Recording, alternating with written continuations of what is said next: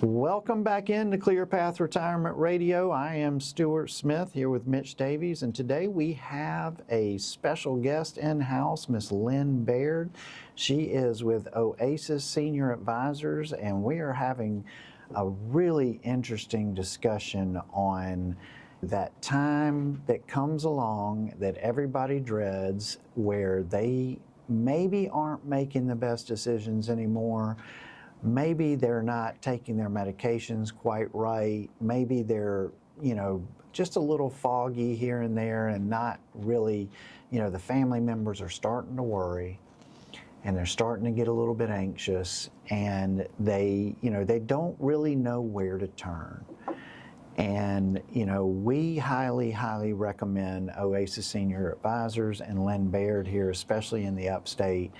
She is, an expert in all things to do with different levels of care and what these facilities look like, how they work, and she is, can be a very valuable resource to you and your family as you go down this path and, help you to really navigate this. And we're going to continue our discussion here. I want to ask about, as a veteran, I became aware of, there's some benefits out there for this type of care that is available to veterans the way I understand it. Can you tell us a little bit about that, Lynn? Sure. A veteran or a surviving spouse of a veteran is eligible for something called aid in attendance, which is like a pension benefit at the point when they require assistance with their activities of daily living. There are maximum benefits per month. In 2026, a single veteran, the maximum benefit is around $2,300 a month. And the actual amount depends on the income, the assets, and expenses that they have. There are some asset limitations. It's typically around about $155,000, but they don't include a house, a car, some personal belongings in that amount. But the income itself, the limit is $28,000 for that single veteran that we're using as an example. But they're going to deduct from that your cost. So if we assume that this veteran is going into an assisted living at $5,000 a month, then right off the bat, they're going to deduct $60,000 off of his income. So he could make $88,000 and still qualify under the term. And I think that's where some people get confused. They just think, well, mom or dad, their Social Security checks too much and they've got a little bit of a pension and they're not going to qualify. So if you're a veteran, you've served at least one day during a wartime period, and you are requiring assistance for activities of daily living, then it is certainly worth looking into. Wow, that's not too bad. No, Yeah. It's very helpful for many families. I hope I never need it, but good to know it's there in case I might. Well, good deal. So that is called aid in attendance. And what I would always say is don't ever assume you don't qualify for a benefit. You always put in an application and see where the chips fall. It is never a good thing to assume anything, and we all know where that gets you, right? So, tell us a little bit about, let's talk about the emotional side of this whole dilemma that we see people in. When should a family start having, this conversation? I know before we said, maybe after a fall or some sort of diagnosis, but should they be thinking about this stuff even before that? Yes, you definitely would like to have that conversation in different segments. I always tell families that don't make it one big conversation, like one big episode. Start talking to mom or dad as you see things are progressing, and ask them things like, what's getting harder for you? What do you wish was easier on a day-to-day basis? Talk about socialization, talk about all the things that would come along with a move that would be good things, not just, Mom, it's time to move, because that conversation typically doesn't go very well. Right.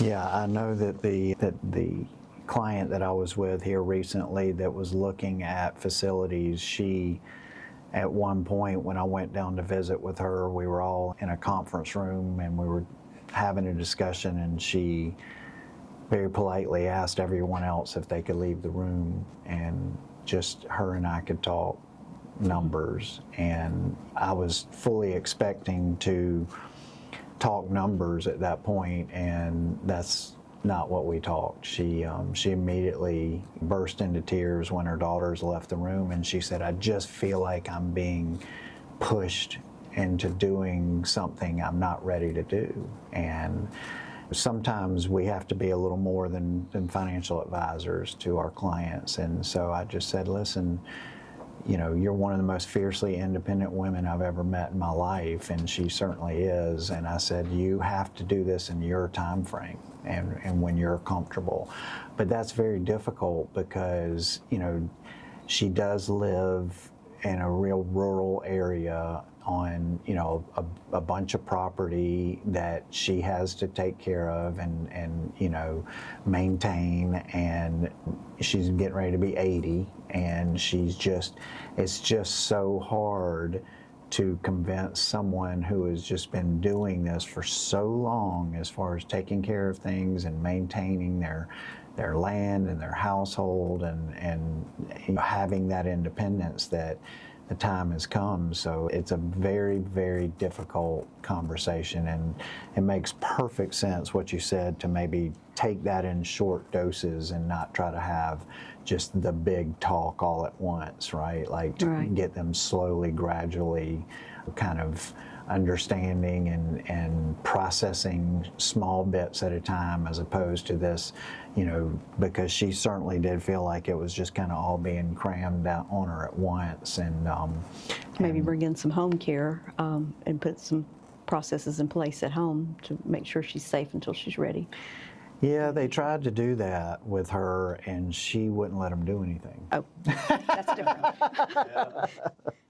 And it just seems like there's a lot of difficulty around this entire process, and I pray that when that time comes for myself, that I am, I'm okay with just admitting, like, okay, I need help, and I can't do this all on my own anymore.